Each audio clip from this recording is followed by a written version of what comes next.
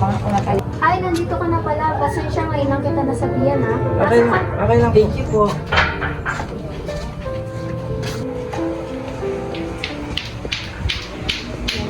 Dumabala si Nora at saka si Raven. Huwag ka mag-alala. Mababait naman yung mga yan. Ito pala si Nora, very introverted at mahilig lang magbasa. Ito naman si Raven, makulit yan at saka laging outside. Okay po. Aasahan ko. Kung gusto mo mapalipas ng oras, pwede ka manood ng TV. Thank you po. Mga anong oras po ba kayo makakawin?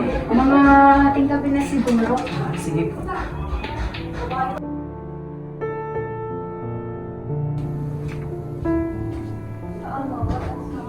Nara, Graven, anong oras na? Matulog na kayo. Okay po.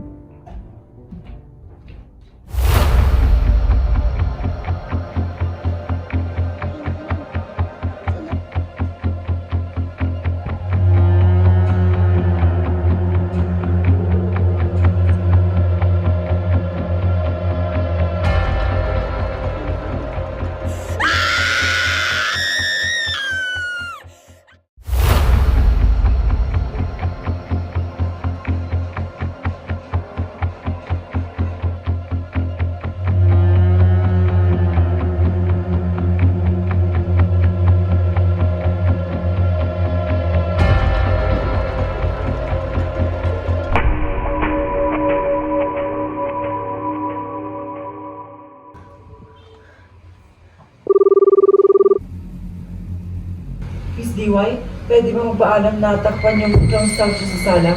Takot kasi ako sa mga clown.